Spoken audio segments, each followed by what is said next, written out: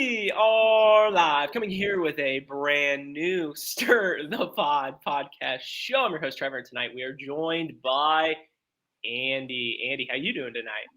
What up, what up? And we're also joined by Alex. Alex, how you doing tonight? Yo, yo, yo.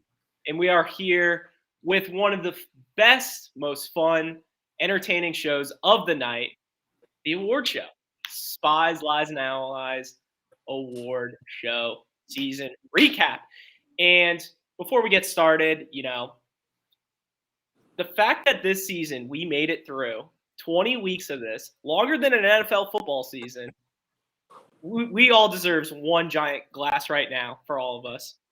Everybody in the chat if you're in there, everybody here, one cheers to everybody. Cheers. Ooh. We made it. We made it. So thank you guys. Mikey the Doctor already in the chat. We love to see it. So I think the best way to start this is a little recap. I think the last time I was on the show was before the finale. So I missed the finale. What did I miss, boys? Recap me. CT. T? Are you saying you didn't listen to the last episode, Trev? I don't think I've seen the last episode. People are saying it was the best of the season. God, that's not what I heard. I heard it was just bananas off the rails. God, I watched it live. But that's for another time. CT, a little quick season recap. CT getting that big dub. Where does that play CT? Is he the greatest of all time? Alex, Andy, I know you guys discussed it. It has to be in discussion now. And I think before the season, I said there's no way in hell. And I might just eat my words now that he might be the greatest of all time.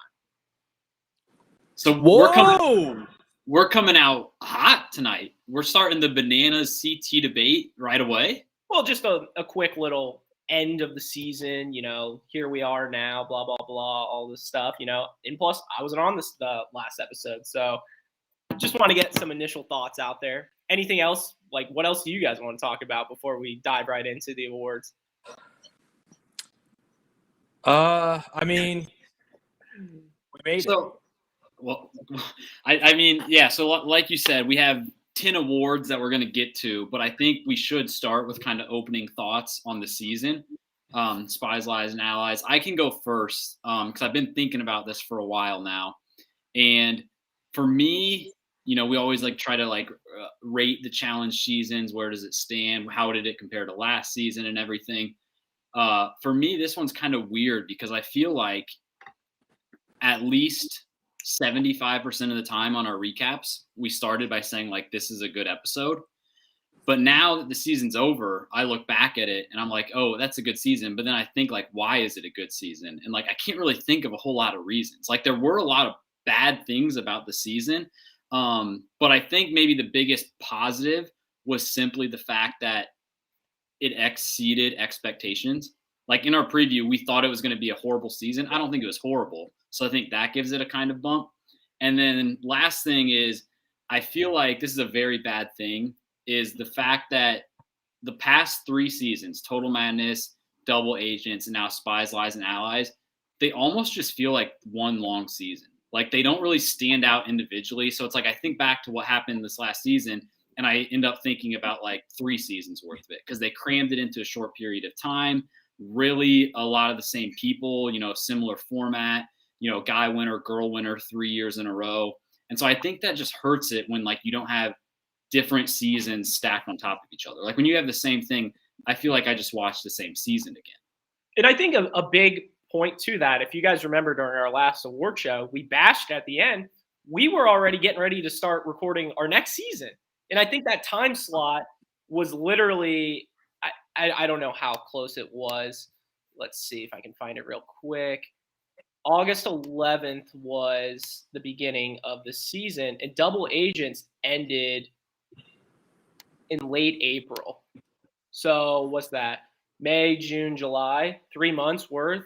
So I feel like it was rushed. Plus, it was another 22 episode season before that. I mean, we literally almost had 52 straight episodes in a row. 52 weeks of BME. Classic. They're just toying with us at this point. They really are. They're trying to figure out how much shit they can get away with. It's absurd. Yeah. We invest so much time into such average TV. Good for us. Honestly, and you know what they We also don't do? quit. God. You know what they also do? They also throw in these like challenge all-star seasons in there as well in between the buffers. So when I mean 52 weeks of BME, I'm serious. And like I feel like, one of the questions we usually ask is like, was this season better or worse than last season? And I think my answer to that is I don't really know. Like I can't remember when the last one ended and when this one started. CT won both times. It all just kind of blends together. That's the best word you can say. Blends together right then and there. These last two seasons, like you could pull out a random episode in, what was it? Total Mad? No, it wasn't. What was it? Double Agents or whatever the fuck it was called. You could literally erase Spies, Lies, and Allies or whatever from the title, and you could give me a random episode 11. I would have no idea what season it is. Yeah. So, but anything else before we just dive right into the awards? Any lasting remarks on this season? Andy?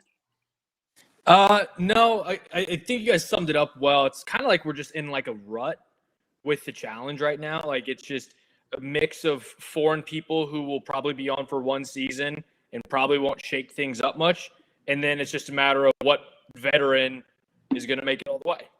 So I think we need to bust out of that mold, and maybe that helps CT as he's been on his way to become one of, if not the best ever, where like, you think about who CT's going against, Bananas was beating some top dogs back in the day in order to win. You know what I mean? And granted, I'm sure he had a couple seasons sprinkled in where he was beating some cupcakes too, but like CT had no real challenge going into this. And I listened to our preview show in preparation for this, and we were all on the same page. Like before we saw a single episode, we were all like, this is CT's challenge to lose. And guess what? He didn't lose. So it's definitely helped him in terms of like longevity of his career, but you also got to tip your cap because the dude's 50 years old.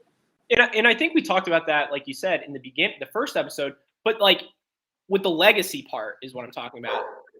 Realistically, yes, it's another ring and it's important, but realistically, if you were to break down the season, is it really that impressive? That's what I'm saying. Yeah. I mean, he was like Alabama going into the start of a college football season. Like, yeah, they're in the finals. Like, yeah, no shit. They're going to win, obviously. It's like we see CT and we see the rest of the cast. And we talked about it before the season. Cast was below average without knowing who's who. And CT, again, I think I said this last episode. I think this was a perfect season. But was it because he actually performed incredibly well, or because he was going against a bunch of scrubs? Who knows? And it would have been one thing. It would have been easy enough if he was going against all these guys, but they were targeting him, and that didn't even happen. Like he was going against the fucking C and D squad, and they weren't even trying to get CT out. Yeah, absolutely. So with that being said, let's dive right into the awards. Alex, first award of the night. What do we got? First award of the night is Rookie of the Year. How do you guys want to pick the order for this? I think we're going to do a snake draft all the way through. We have 10 awards, so that's going to be 30 picks. I think we'll just kind of give our pick.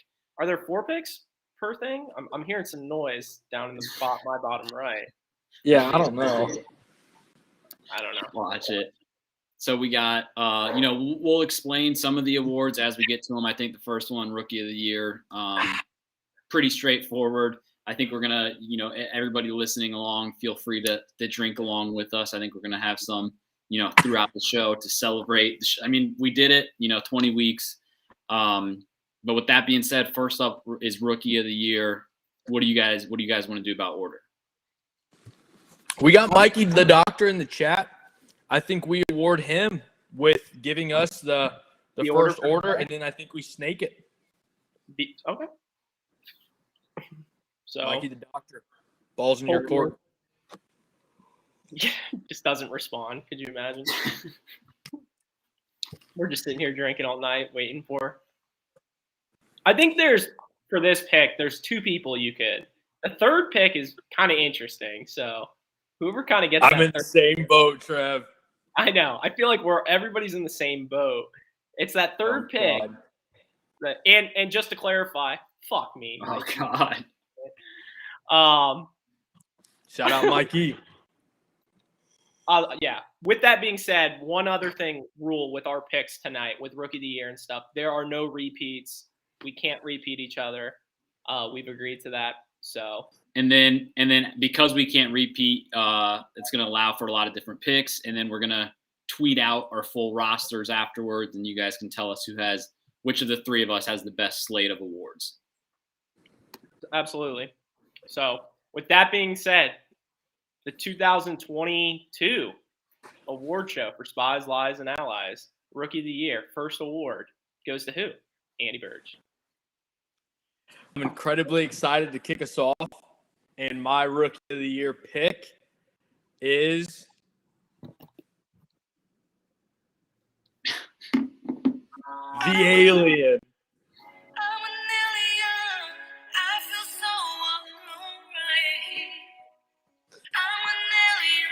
Honestly, Rookie of the Year on and off the court based on this absolute banger. It's my new ringtone. Rolex on my dick is later, but I got Emmy for my Rookie of the Year. She came in and she lit it up. I think she had, 5 elimination wins? Like, that is it. 4? Yeah. 4 wins. That's still incredible. And she kind of had a target on her back for a lot of it just because she was a rookie. But she always performed. She always felt like she was always fighting an uphill battle. She was entertaining. Like, I thought she was kind of annoying. She took a little bit to grow on me, I'm not going to lie. But by the end of it, she did grow on me. The Mr. TJ bit was kind of annoying, but kind of smirk at the same time. And then she makes a final and completes it and walks away with some money. So good for her. You know, I think this is the first time I can remember seeing a challenger with braces. But, you know, you do what you got to do, I guess. So good for her and good for the country of Romania. Wow. Great pick. I probably would have done the exact same thing. So yeah, 1 of 1 with what we were thinking. Alex with the second pick, Rookie of the Year. Who you got for us? Yeah, I was definitely going Emmy. I think she was probably, how the NFL gives out awards. I would say she was probably minus 300 at least to win that. But my pick, I think there's a decent amount of backup options. I'm going to go with Emmanuel. He was the second longest. He was the second rookie that made it the longest. He was the longest rookie guy. He won 1 elimination there at the end against Logan. I just think that he also took some time to grow on me. You know, I didn't like him at first, but by the end of it, this is also another Romanian person. I just think he had like a very underrated, like, social political game. And because he did a really good job partnering up with the right people. Like, you think about it, the first, 8 episodes or whatever, he was partnered with Casey, like a good, strong female. And they kind of used their like partnership to actually like become friends so that even when they split up, they were still kind of watching each other. He fucked Tori in the shower. So like he had her on his side. And it was almost like in like Josh and like Devin were friends with him. When they changed to the teams and like the green team, I think was theirs, like it almost felt like Emmanuel was like not a rookie anymore. Like he felt like he was in their alliance. They were all working well together. So I just think he just had a really impressive season overall. Obviously he lost that last elimination to make it to the final. But I just think, obviously I was going to go Emmy, but I think Manuel is a good pick here. Oh, great pick. Even though I don't think he's a rookie. I thought I've seen Jordan on a couple seasons. God.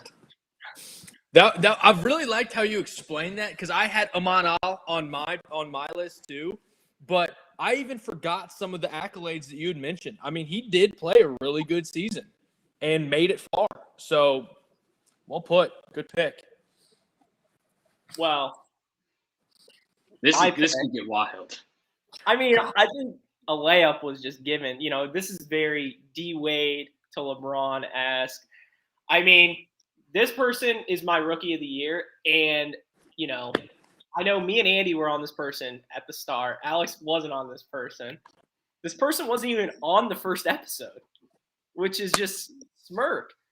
And I do have to contest with Andy's pick, saying Emmy was the best on and off the court.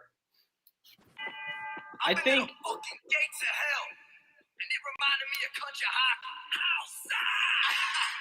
I think we need some love from the legend himself. Ed from the circle. Ed from the fucking circle. I mean, this guy, every time he was on the screen, absolute electric. One of the nicest guys probably of all time on the challenge.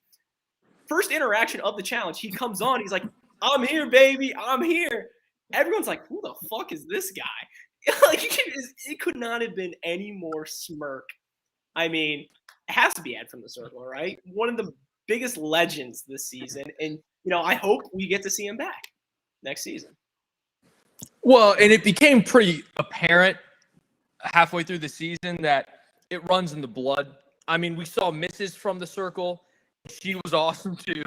I mean, that whole family was just made for television. They know it. They love it. They own it. Ed is what the challenge needs. Incredibly entertaining, always electric, and still like an in shape, built guy and like a competitive dude. So I want to see more. I definitely want to see more Ed, and I want to see more people casted similar to Ed.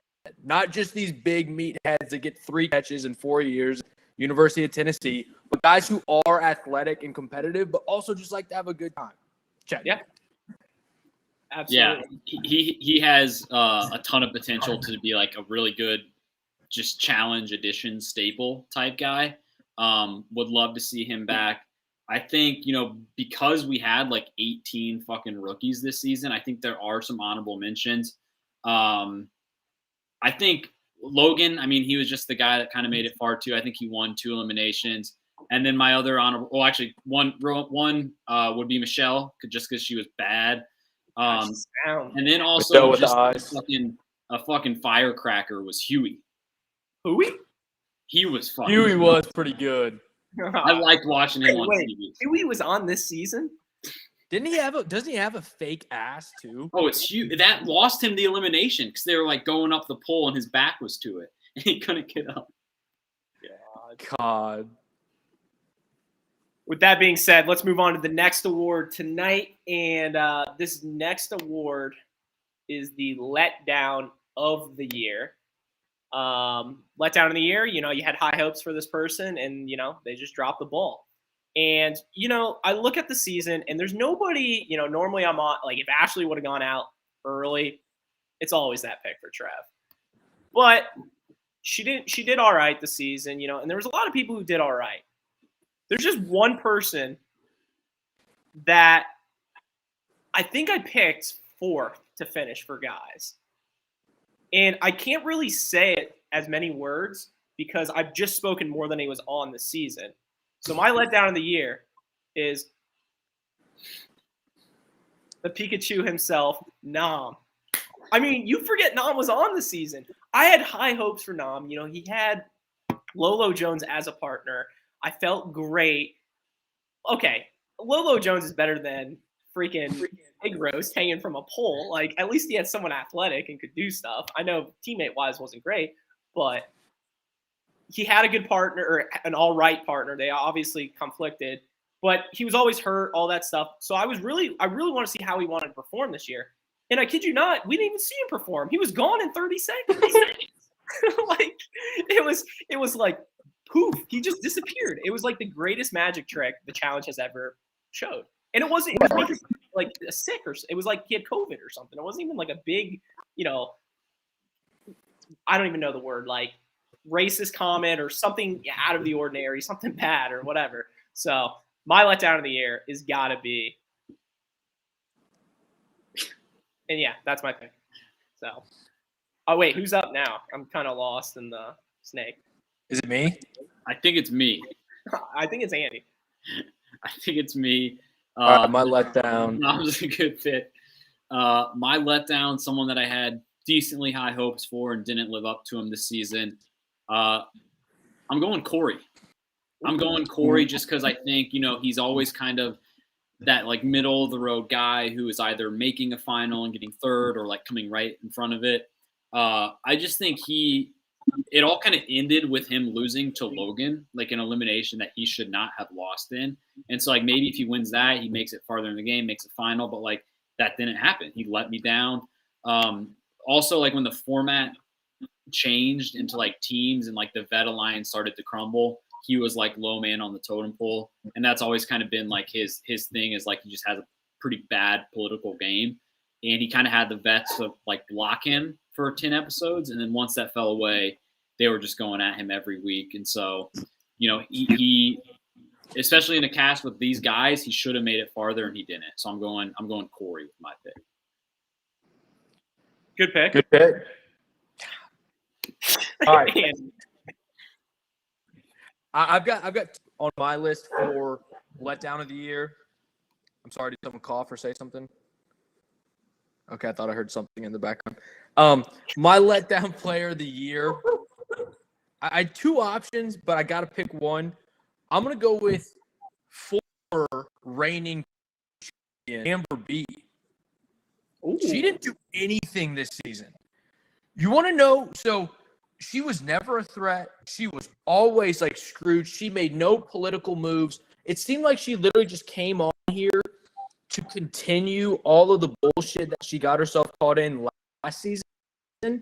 By the end of it, she was like walking on eggshells. But granted, she was far enough along in the season where she was able to just put on the blinders, finish it, and then win. She didn't come back in here and say like, all right, guys, sorry things got messier. She didn't try to mend any bridges. She was like pointing bridges she said, oh, look at what I did last year. Like, it was so stupid. And here's what, in terms of like letdown, Priscilla finished ahead of Amber B. Badina finished ahead of Amber B. Big T finished ahead of Amber B. The only veteran that Amber B finished ahead of from the girls' side was fucking Anissa. Ooh. How terrible is that? So, once I looked at it from that perspective, I was like, she has to be the letdown. So that's my pick. I do have one other honorable mention I want to throw your guys' way. It's kind of tough, in my opinion, to pick a rookie for a letdown player of the year. But Kells made the beat looked like such a threat in this game. And granted, he almost looked like too much of a threat because people were targeting him like right out of the – but he went home way too early for a guy who's – I want to say for a guy who's built like that, but at the same time, it kind of gives me flashbacks to like Tyree. Like people forget, I think Tyree was like a football manager for Oklahoma or something like that, and he was terrible. So – like, you have to have more than just, like, being strong and athletic. But I expected a lot out of Kells. But, again, he's a rookie. Welcome to the challenge. Yeah, I was thinking Kells, too. And like you said, it's hard to do a rookie just because you haven't actually seen them perform. But just on paper, he should not have gone home episode 2 or 3 or whatever it was. That's a letdown.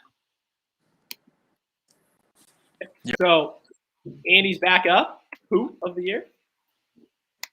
Oof. Whoa. All right. Who of the year? My God. I'm almost upset that I have to go first because there are so many options. I think I'm going to have to go with Lauren. And here's the thing. Like, if you were to tell me, hey, do you remember Lauren? I literally would have no clue who you're talking about. And even, like, I'm on, like, the Wikipedia right now and, like, looking at a picture of Lauren, and I'm still not convinced that she was on this season. Like, I've never seen this girl in my life. There's no way she was on this season. I just don't buy it. So there's plenty of other really solid picks out there. But, like, Lauren kind of looks bad. But even then, if she was actually bad, I feel like I would recognize her. So she's got to be my who of the year. Alex, who of the year? That's a good pick. I think there's at least like 15 picks here that are good in their own way. My pick, God, there's a lot on my big board, but I'm going to go my who of the year as Tommy. Tom. I'm going Tommy. I mean, he's just a classic who. He was the redhead, and he was just like very like plain looking. I don't even remember who his partner was at the time. It might have been Big T, but basically he was. I think what kind of happens a lot with the Who is like people who don't lose an elimination, and like Tommy got sent home because of an injury, so like you don't even remember him like competing down in the arena or whatever. Like he was just got busted his head at the challenge. TJ came in like the next scene and was like, "You're out of here." So like you don't remember him at all. He's not going to come back. He did nothing while he was there. He was far too normal for the show. And I think that all those things just make for a good Who. Wow. Good pick. My Who of the year, I was looking at the good old Wikipedias like Andy was, and I'm just smirking at these people. It's literally, I could just close my eyes and just hit whatever screen and I got it. But my Who of the year is a guy I can't even pronounce his name right. Is it Renault? Like Ronaldo. Yeah, classic. Like honestly, have never seen that guy in my entire life before. I think Nam got more screen time than him. Like it was like seriously, who is he? Like who did he lose to in an elimination? It says he was eliminated. Wasn't he the first one? Was he? I don't know. All I see is picture. I think he was EP1. Let me get the stats department on it. Beep, boop, beep. He lost to Corey L and Michelle. Who? Were there two Corys on this season? I did have one honorable mention that I wanted to run by you guys because it's not a rookie and it's more kind of radar watchy, and so that's why I didn't go with this person. But I feel like you look back and we'll forget that this person did the season. And what do you guys think of an honorable mention for Nani? Because she like made it far. She made it to the final and she did nothing. Tell me a storyline that she was in. Okay. Her and Casey were on that honeymoon. Exactly. God, weak. All right. Next segment. What do we got? Comeback player of the year? Ooh. And there's a lot of ways I can go with this one. And being the first, I kind of want to be a little off the wall. I mean, there's one person I would really want to choose, and he'll be my honorable mention, but I'm staying away. My comeback player of the year. This is just going to be bad. My comeback player of the year deserves one clap because the fact that this person decided to wake up and go back on the challenge is just remarkable. Because the last time we saw her, she was hanging by a pole upside down, stuck, and I didn't think she would ever come back to the show. What? My comeback player of the year is Anissa. Has to be my comeback. The fact that she literally decided after she was hanging upside down, she would be like, maybe I should try this again. Hold on. Are you okay? Did I misunderstand what comeback player of the year means? Because it's not just someone who I'm taking back. it. That's how I'm interpreting comeback player of the year. Someone who decided, who can wake up every day and say, hey, I did this, and I had enough balls to come back and do it again. That is the reason why I'm choosing Anissa as even though, yeah, she sucked. Absolutely. She was horrible. Probably in a normal, like an NFL comeback player of the year, would probably get negative votes. On my voting scales, on STPs, I'm giving her my comeback player of the year. I just penciled in a new selection for potential LVP on my list. God. I just feel like the comeback player of the year is like a positive thing. That's a positive award. Yeah, it's like most improved. Yeah, kind of like most improved. Getting anything positive besides most likely to finish the cake at the buffet. like I said, I'm standing by my pick. It was very impressive for her to decide to come back after that performance. All right, I'll God. I'll try to pick that up. This one was hard because like a lot of times there's like at least 8 people who are options just from the standpoint of they weren't on last season but they came back on. I feel like the only person that applies to this season is Amanda. Like you had basically the same cast as last season besides the rookies. So I'm not going that direction.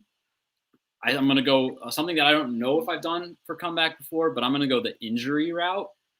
And, not the biggest fan of hers overall, but I think comeback player of the year, I'm going to go Casey. Like last season, she was, breaking her leg on the final and, she just comes back and does it again and she wins it all. Like, injury, we don't know how serious it was, but like at least at the time it looked pretty serious. It's kind of like that year when like Adrian Peterson broke his leg and then like rushed for 2,000 yards. Like that's Casey. That's what Casey did. And she had made it to the final before, but like now she finally got the gold and it was fresh off of her injury. And so I think that's, you can't really reach higher heights than that, even though she was already a good challenger at the time. So I'm going, my comeback player is Casey. Good pick. Great pick for a genuine comeback player of the year. My pick for comeback player of the year, Casey was going to be my first choice. I'm torn between 2, but I have to give it to this person. I don't like this person, but in terms of coming back and, in my opinion, doing well, I have to give it to Amanda.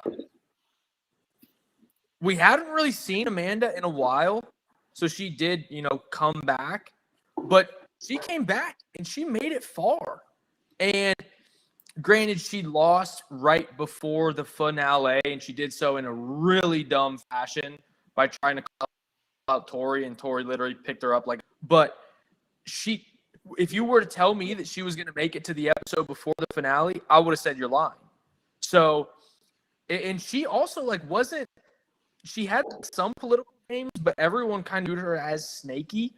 So she managed to kind of navigate those waters and go far in the season. And she hadn't been doing this in a couple of years, I think. So my player for the year is going to be Amanda, even though she sucks.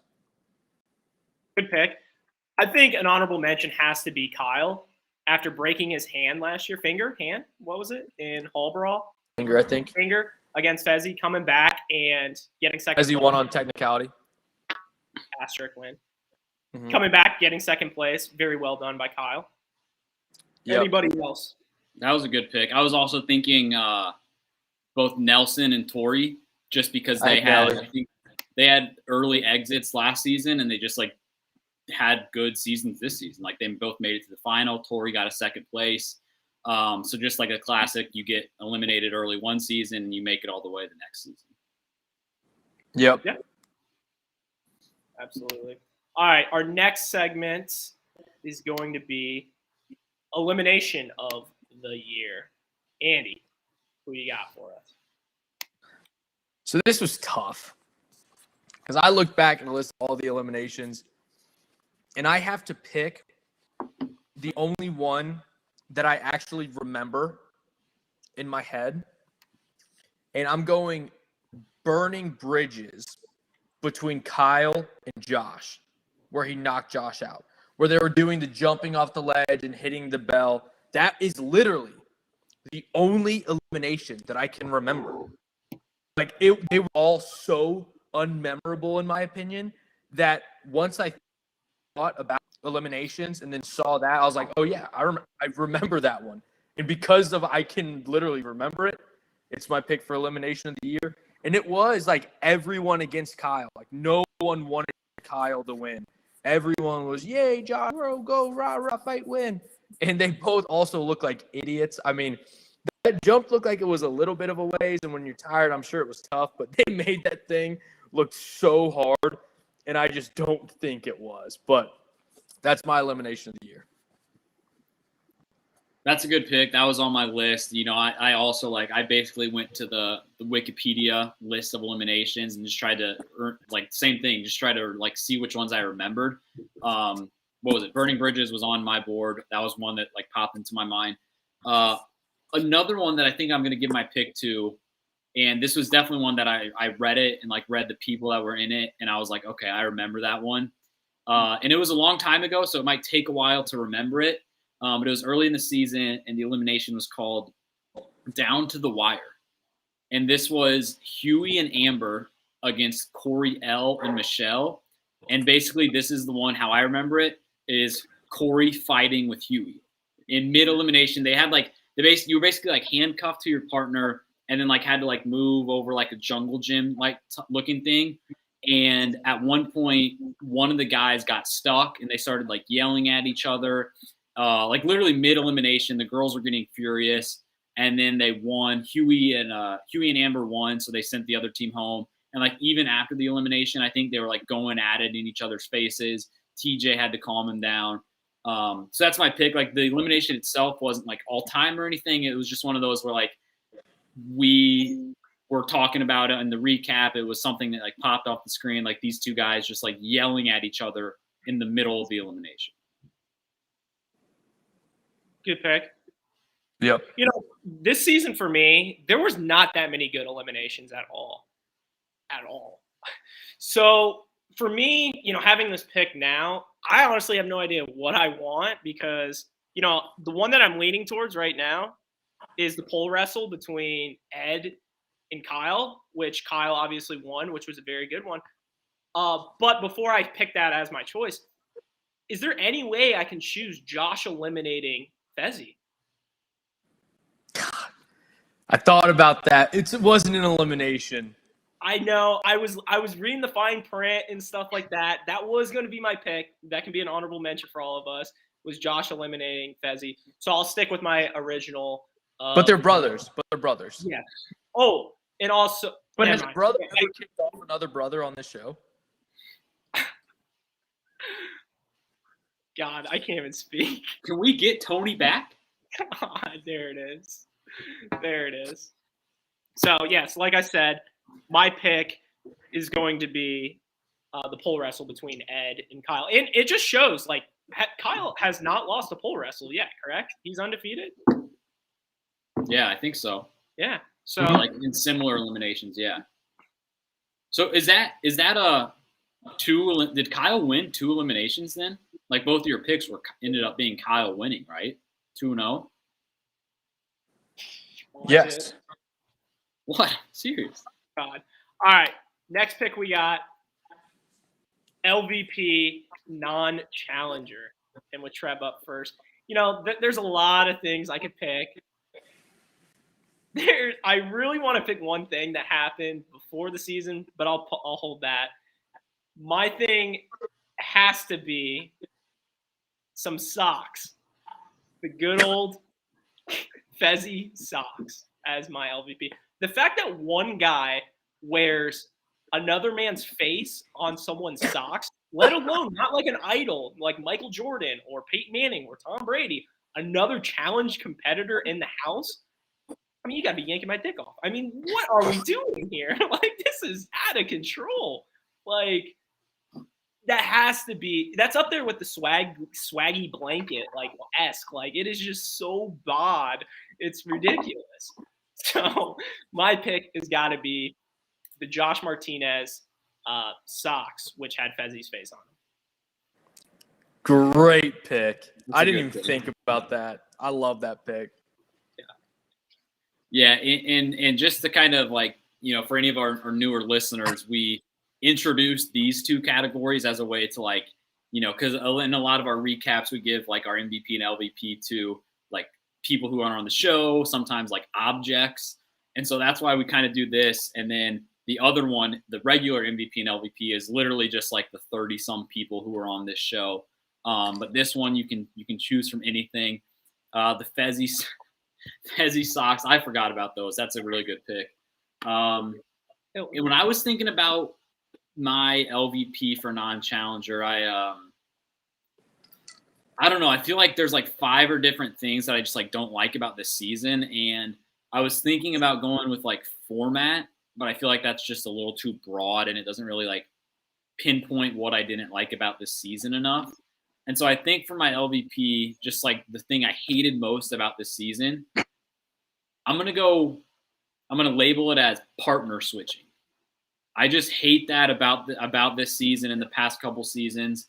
It was like kind of cool when they did it first, but like it's like fucking gone off the deep end. It's like too much now. It's too much to follow.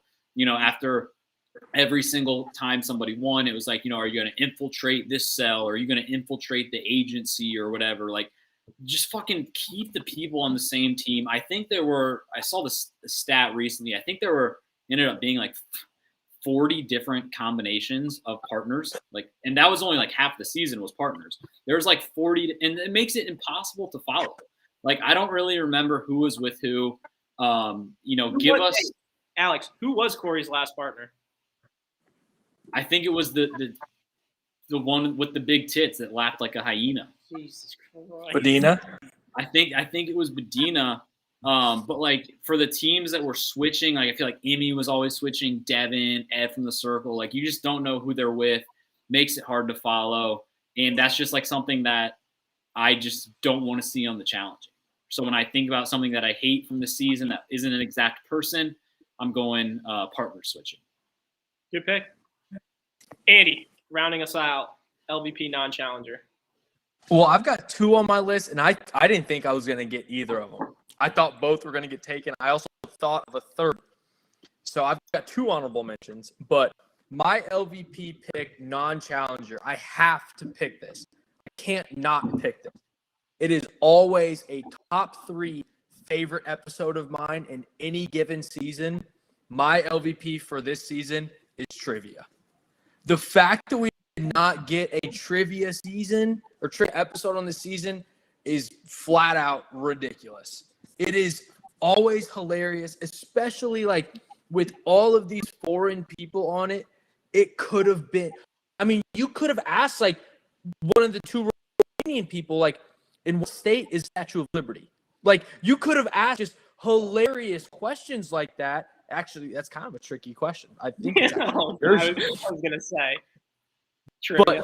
But, you could have gone in so many different routes, and they just totally ignored it. So that has to be you could have done, what's 10 divided by 5. Like, you could have done anything. Name the color of the rainbow. Like, you could have done so many things, and they just blew it. Yes, Mikey the Doctor just said one of my honorable mention. The Club. The Club is a great honorable mention, LVP. I also think another honorable mention, LVP, and I was thinking about picking it. I thought I was going to give it to you, Andy. Was before the season started, there was a nice little video that was sent to us. A nice little cameo from Fezzi. People forget that. Calling Andy out. You don't remember that? We'll get into that. What? Explain? All right, whatever. What other honorable mentions do we have? I think my 2 main ones that I had were Bananas. He wasn't on this season, so I think you could have picked him. I think he's an honorable mention, just because maybe CT passed him. We'll embrace debate on that. So I would say that was one of my pick. And then always you have Scott Yeager as a good option. Both great picks. I had 2 as well. You have to throw Top Gun 2 in there. Top Gun 2 as LVP was just great. When they combined Top Gun 2 and the Club together and they spent $25 on those decorations, that was hilarious. I was thinking about picking that for MVP. It was Smirk City. Didn't they win like a screening to it, like to go to a screening? Do we ever know if they went to it? No, the movie's not till like August now of this year. God, that'll be after another season. Exactly. They'll be filming. They can't go. They'll see the screening overseas or wherever they're filming. God. And my last honorable mention for LVP has to be life jackets. We literally almost saw one of my favorite scenes in the whole season was no life jackets? Immediately followed 2 minutes later by Nelly T almost literally drowning in the finale. So I want to throw life jackets on there for honorable mentions. Good pick. You got any honorable mentions, Trev? I already said a few. Oh, What getting about lost you? in the snake. You got any? Scott Yeager. All right. MVP We're free here, 100% free. God, all right. MVP non-challenger. I think it's me. No, wait. I think it's Alex. Is it Alex? Yeah, Alex, go. Go ahead. Wait, no, I'm second every round, I think. God. All right. Is it me? Yes, right. it's me. My bad. Lost in the So I've got 2 MVPs non-challenger. I have to pick one because it combines 2 of the things that I love in this world, and that's the challenge and gambling.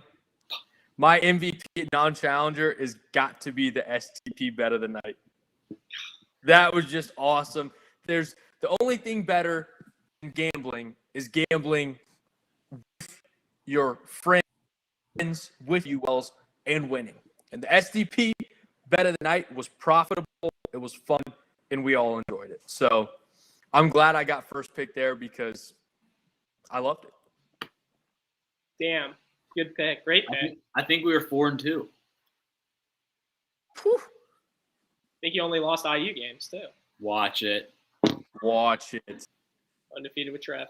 All right. Alex, who you got? So my pick that I was going to give incorporated Andy's pick. And so I think I'm just going to kind of take the other half of it. I'm going to go for my MVP. I'm going to go stir the pod prop bets. If you guys remember, before the season, we all gave our prop bets, and I think the over hit on every single one of them. We had the Josh cries. We had, I think, Fezzi LVPs was one of them.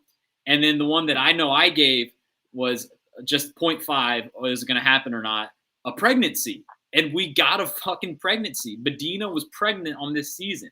So, like, to round it out there, to get 3 overs cashing, that was just something that I think going forward we're for sure going to, have on every season preview is like our Stir the Pod prop bets to follow throughout the season. And we had 3 of them. I think we might have even had a 4th one from the fans. I can't recall what it may have been. But we had 3 of them. They all hit for our 3. So I'm going my MVP non-challenger as STP prop bets. Great pick. Great pick.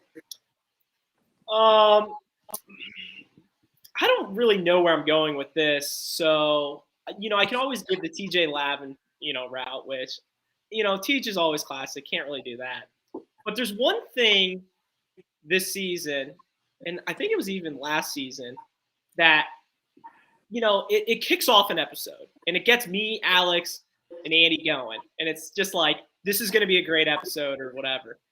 And for me, when I see the winner of the last elimination walk through that door first, it just puts a little like smirk on my face. So my MVP non-challenger are the streaks of the first person walking in. I just think that's just like a great way to kick off an episode. You're just like, oh shit, buckle up. Here we go again. Let's do this. And, those episodes when it didn't happen, it sucked. It was lacking that, pizzazz or whatever you need. So, I think that was a very crucial part. And, Alex came up with that. One clap for Alex. So props to him with that. So MVP, the streak of one person walking in, whoever won, whatever. So is this our second season following the streak, right? We caught on to it last year and then this year too. I just think it's so smirk. You're just like, oh, it's like that video of like the guys in the like that English soccer bar where they're like watching the screen and then they toss the beers up. It's like us. We're just like, oh yeah, and we go nuts or whatever. Like The Office when Michael gives that idea and they're just like watching the thing on the TV in the background. Yeah, and the little. I think he ends the meeting. They weren't even listening to him. I mean, that's yes. They go nuts and he just says, "Good work." We're done. That's just Legend. awesome. What about honorable mentions here? Honorable mentions. I mean, TJ Lavin. I had the live chat. That's an I mean, obvious one. Yeah, I had AWLs. I had two more. I had Shapes, just because the way Nelly was trying to do Shapes in the finale, and then also one I think. Go ahead. I was just gonna say, sorry, to go back. Sorry, on LVP. Can we talk about LVP non-challenger puzzles? The amount of puzzles we had this season, ridiculous. That's a good one. Sorry, just had to throw that little dart in there real quick. No, that's a really good one. At least 1.5 per episode, unfortunately. My other honorable mention for MVP would be, at this point, I think you got to include in the conversation CT Jr. I mean, that little kid is just like, his dad's like leaving and just coming home with money every time at this point. And he's going to be like a freak on the challenge in 20 years, probably. Bloodlines 4. I mean, we know LeBron is staying in the NBA until he is able to play with Bronny. Do we think? I mean, man, We think he's waiting. if you give him these competitors, why leave? I mean, he's literally at the top of his game right now. Yeah, exactly. All right, next one we got LVP of the year. One of our favorite ones. You know, who was that person? And I know Andy's looking at me because he knows who I'm going to take. I think there's one person we hyped up that we hate so much. We don't even pronounce his name correctly. I mean, he's the king of the University of Tennessee. He acted like he was this big old boss. Literally, the guy did a cameo to Andy saying, I can beat your ass anytime, blah, blah, blah, all this bullshit. Was literally crying for 3.5 minutes before the season even started. So you knew shit was going down. Then he gets eliminated by Josh Martinez by just a nice little shove to the face, and he's gone. You know, and I think a big part of that too is the past season. Him, you know, in the finals acted like he should have won, but Casey got hurt and it was all his fault. And to come in, get eliminated by Josh by a push, he's got to be the LVP of the year. Tennessee, Chattanooga. It's got to be Fezzi. Has to be Fezzi. Andy, feel free to. It's just so after when we were on Who of the Year, I started going down the list and figuring out when I was going to have the first pick in each round. And I'm so pissed I don't have the first pick here because it's such bullshit. I think I was the one who had the SCP prop bet for Fezzi LVPs. And I think I single-handedly hit it. And it almost didn't hit because he was not on for that many episodes. But the guy absolutely sucks.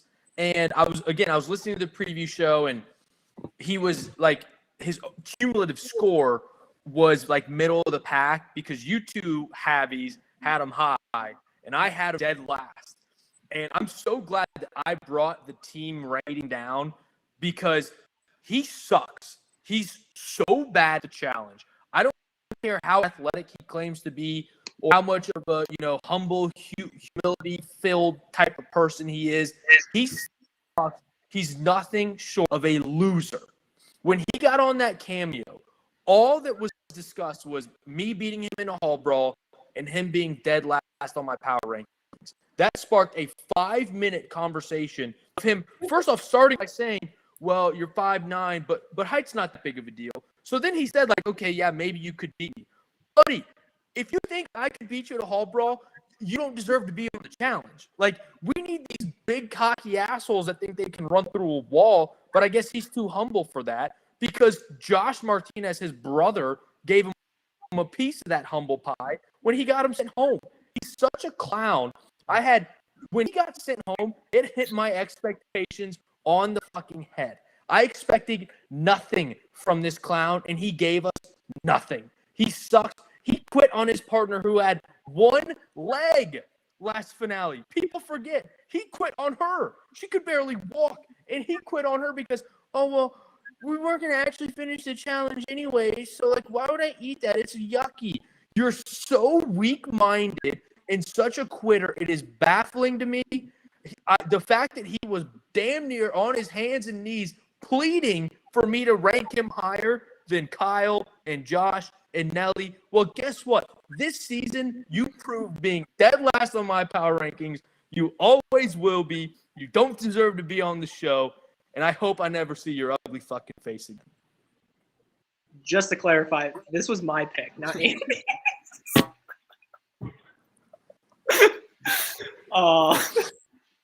Yeah, I mean, I should have just let him tee it off for me, a little D-Wade to LeBron there again. But yeah, but I do have to mention, we did talk about this. Andy picked him dead last for guys, and he was wrong about that. He actually finished a little bit higher because if you remember, he got eliminated the exact same time as Josh. When Josh was walking out, he was below Josh. Yeah, you're right. He got eliminated twice. Good call. So let's just clarify that. So, all right, after my pick there, Andy, are you now up? I think I'm up. I'm up. Definitely Alex is up. Alex, who you got for us? All right. So my LVP, I was going to go the Fezzi route too. I'm between two people right now, and it's kind of like one person is more obvious choice, but I'm going to go somebody who, in my opinion, is quite literally the least valuable person on this season. And it's going to kind of seem out of nowhere, but this is a person who was a quote unquote vet that lasted 16 episodes and has almost transcended the Who of the Year, because we still have not mentioned this person's name, even though they were on 16 episodes, which quite literally makes them very not valuable. I'm going my LVP is Big T. She lost 2 eliminations in the span of 3 episodes. She got to come back basically because it was the same Ashley episode. She lost 2 eliminations back to back. She was the worst veteran girl and arguably the worst girl in the whole cast from day one. But the whole vet alliance kind of protected her from any of that early on.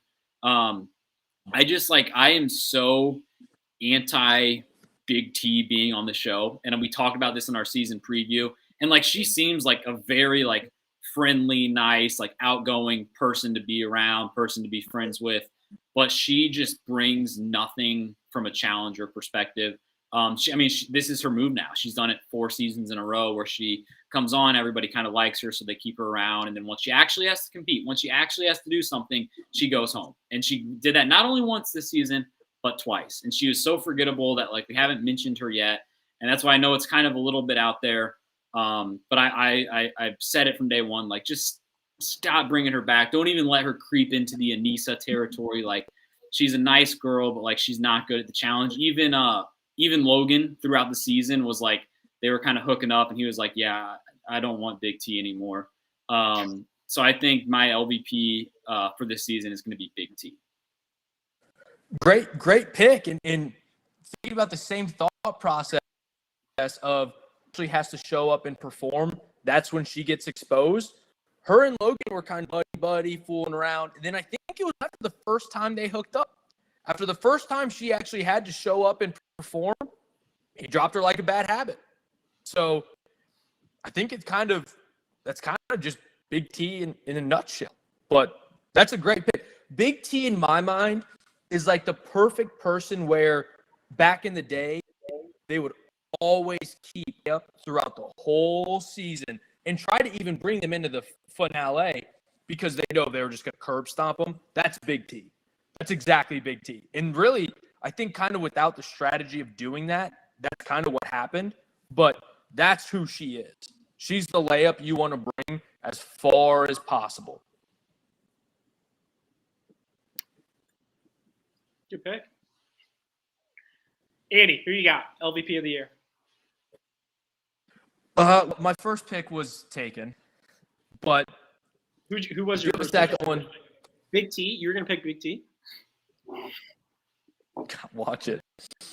I do still like this LVP pick because anytime this person is on, she is gonna do terrible, and it's someone that Big T has beaten.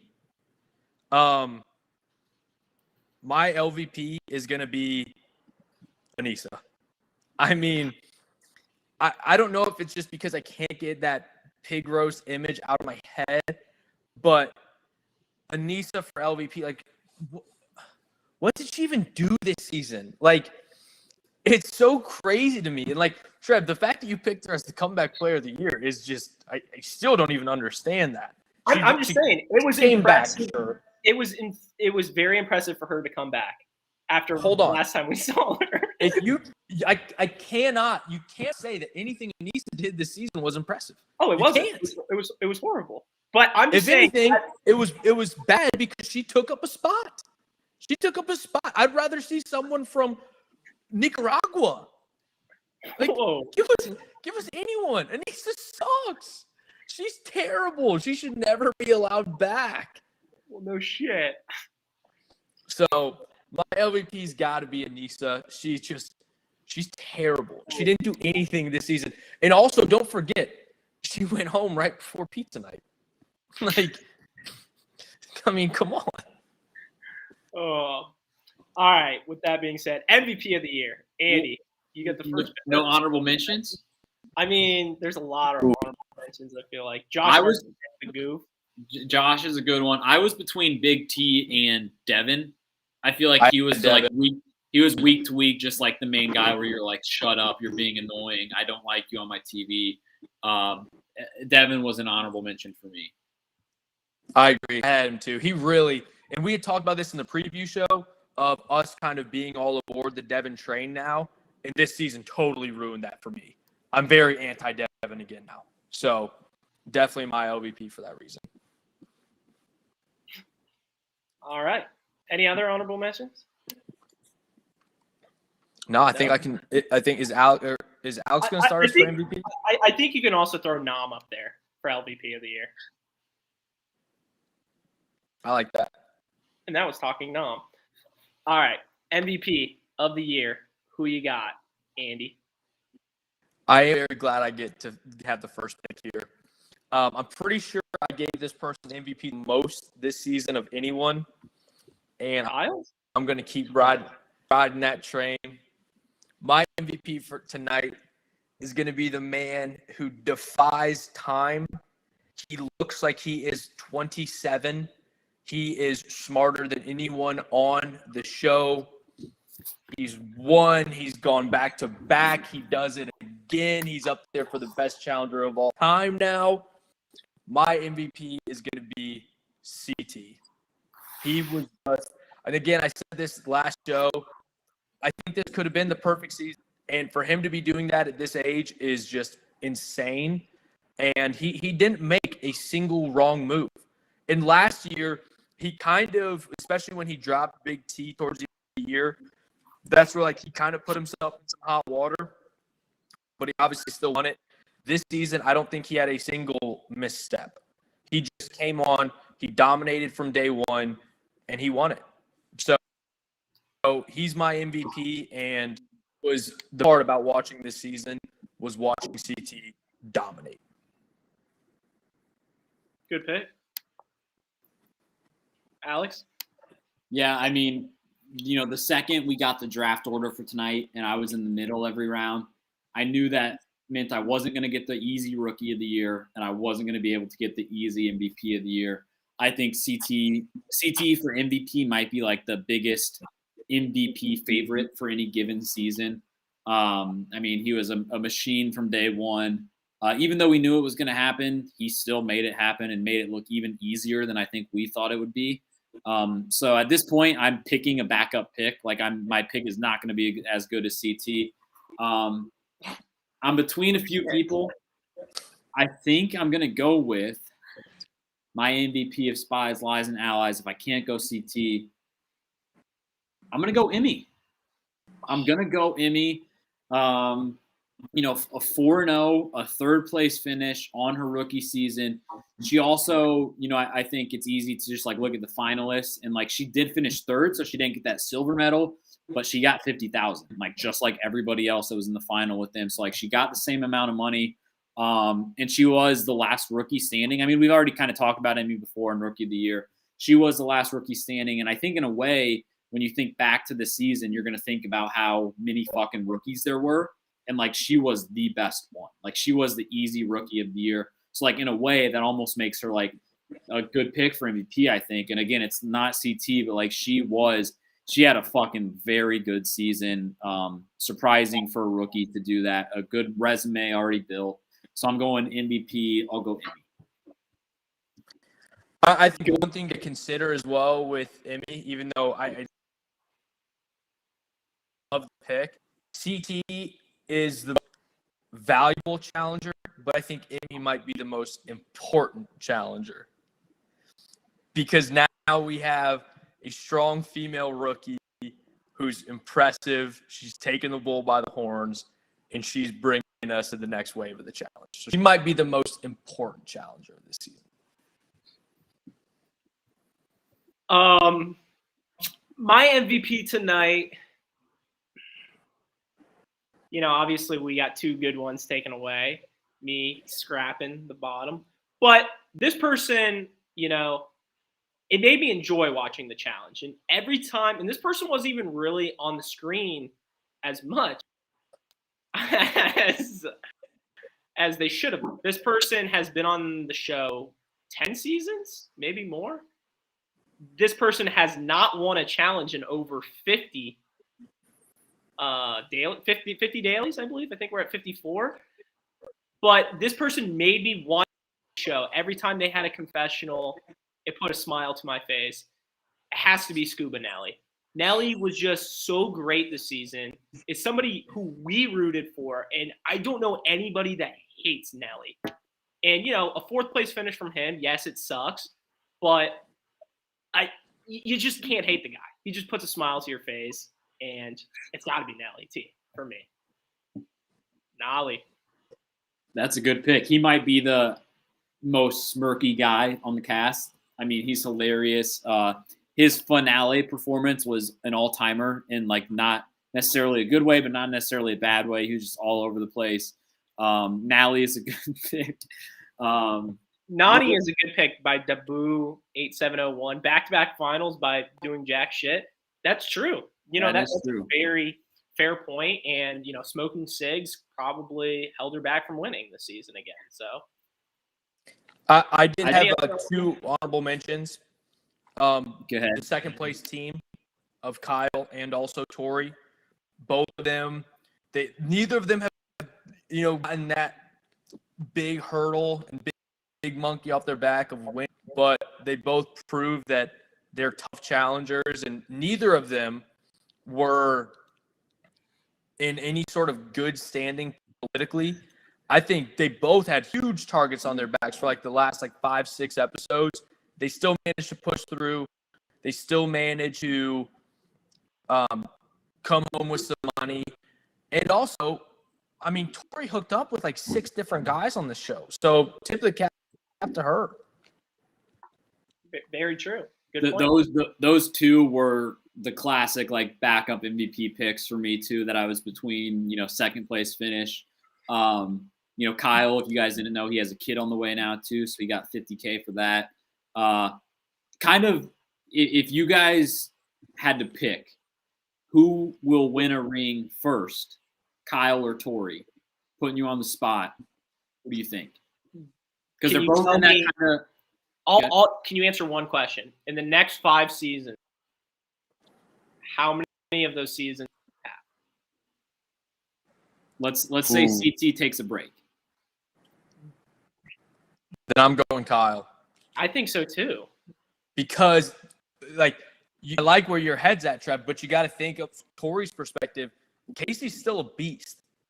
I don't like Casey, but she is really good at challenges.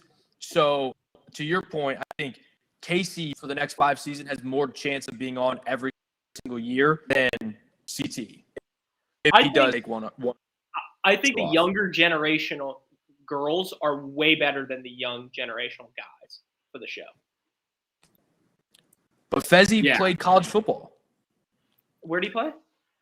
University of Tennessee. Oh, good for him. Good for him. All right. Should we go to our last segment of tonight? Let's do it. I feel like we've been flying. We got one more award. It's kind of sad. One shining moment. This moment will be what you remember from the season. And there's really not much, but one thing stood out to me this season, and I kind of hinted at it earlier. And, from episode 1, when Ed just walks in and acts like, I mean, come on. He literally walks in and everybody was like, who is this guy? And he acted like he was like Johnny Bananas, 6-time, 7-time champ, coming into the house and just being this nobody guy. I'm here, baby. I'm here. Like, what are we doing? Like, that is just awesome. So that is my favorite moment of the season. Alex? So I'm ecstatic that I got this pick. I almost thought about doing this from the top, but I wanted to save this for my pick. I think we gotta end the season where it all started.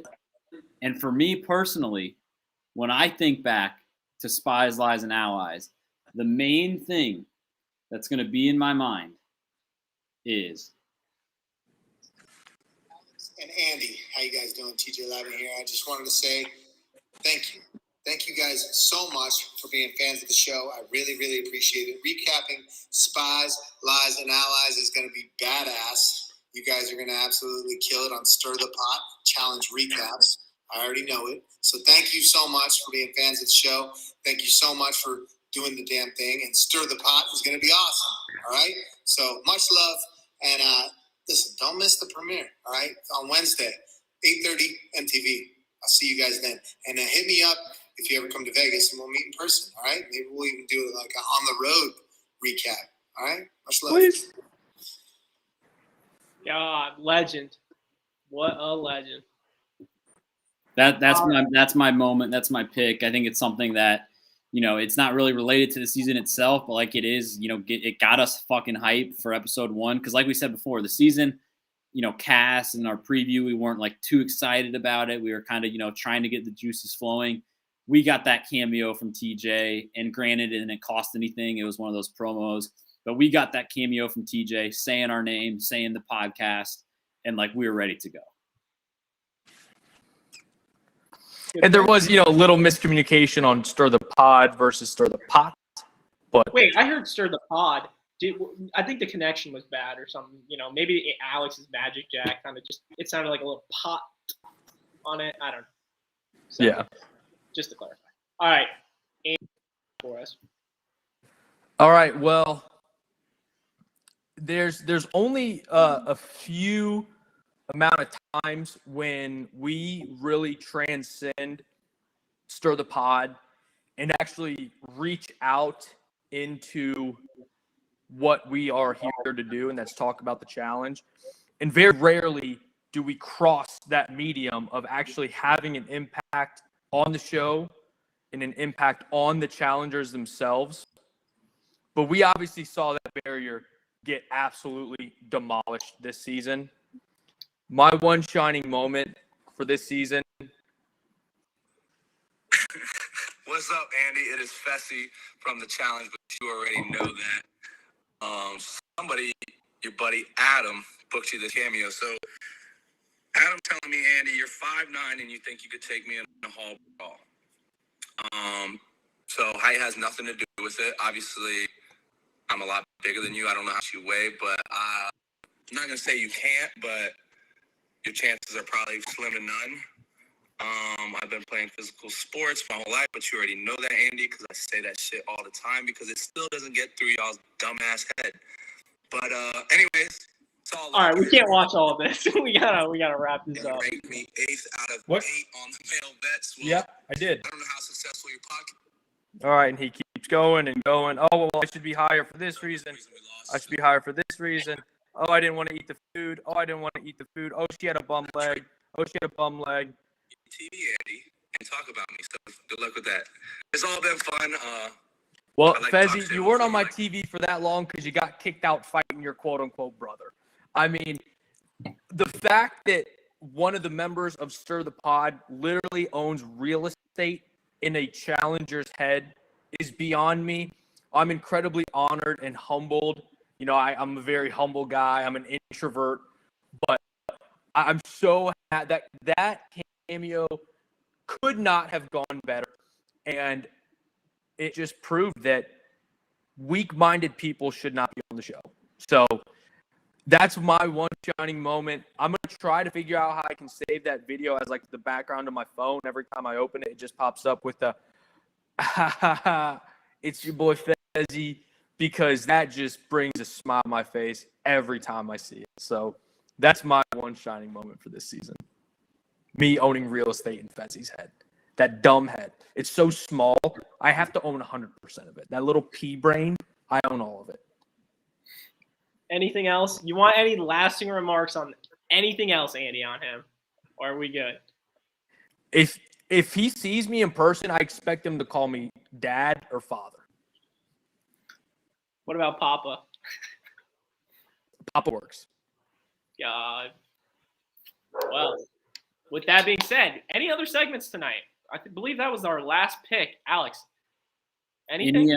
Any honorable mentions for that one?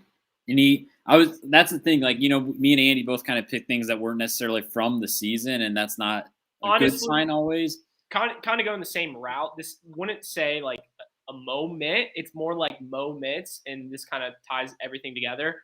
The chat every single week coming back, being locked in. Even tonight, like we don't have a challenge on. It's just three dudes talking about a show we love, and I mean we still got the classic Mikey the Doctors, Adam Mitos of the world, Dabu. Like I fucking love this. So you know. We would be nothing without you guys, so I really do appreciate that. Remember, like Alex always says, we're 100% free. We will always be 100% free. We will never go on Patreon or any of those other accounts. Also, how much are they charging these days? Like I heard it went up. Oh, the Maniac thing, it's like $300 a month. Oh, that's it? To hear from Derek. Well, that's the basic package. God. I do have one other honorable mention. I know we could shit on Challenge Maniac all the time. One honorable mention that I think gets slept on. I noticed this right away. I mean, one of my MVPs one of my Mount Rushmores of things we love about the challenge is butt shots. I've always got a keen eye to that sort of thing on this show. There was a scene early on in this season where Tori, Bedina, and one other person were all completely naked swimming in the pool. You can't overlook that. You can't overlook that. If you were to get some sort of director's cut of this season, that would be a shining moment. That's a good pick. I remember that scene. I have it saved.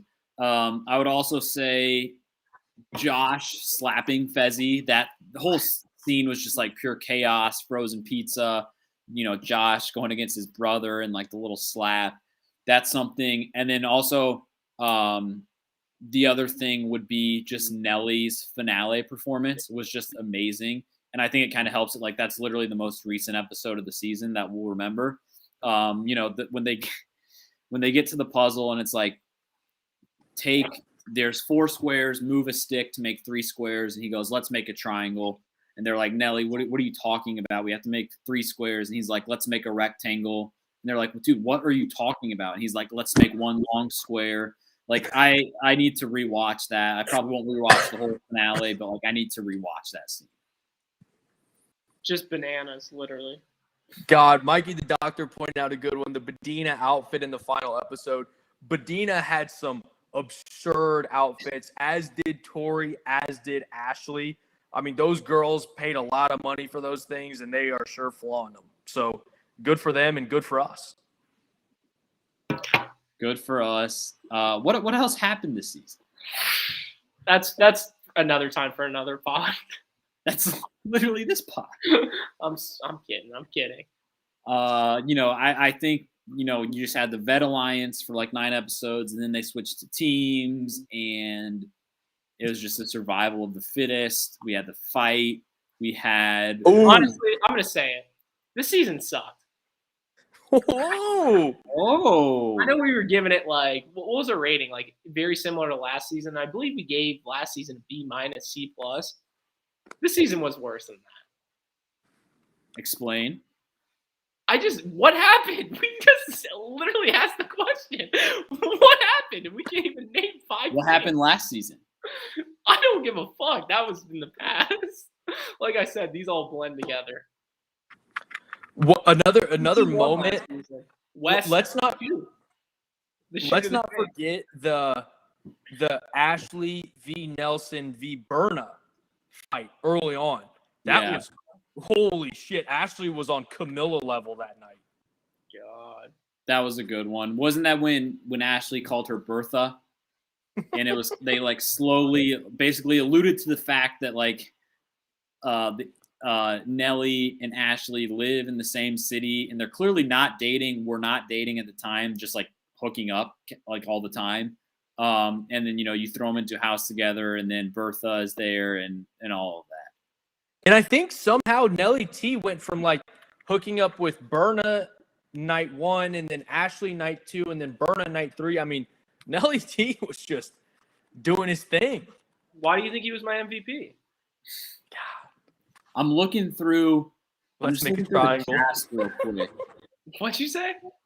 Let's make a triangle. I can't get over that. You need to arrange these sticks to make 3 squares. Let's make a triangle. I mean, that's awesome. Anybody remember Jeremiah? Like from this season, or what like season? From this season. From Rivals 2? He was the guy that had kind of the mixed guy that had a thing with Amber for a little bit. I'm sure they kept in touch. Oh, I do remember him now. He was funny. The way he talked was hilarious. And then honestly, Gabo. another honorable mention. I know this was also maybe just a smirk thing. Is every single time, I think what was my MVP for non-challenger was us walking into that, or like the champs walking in first, just looking forward to that.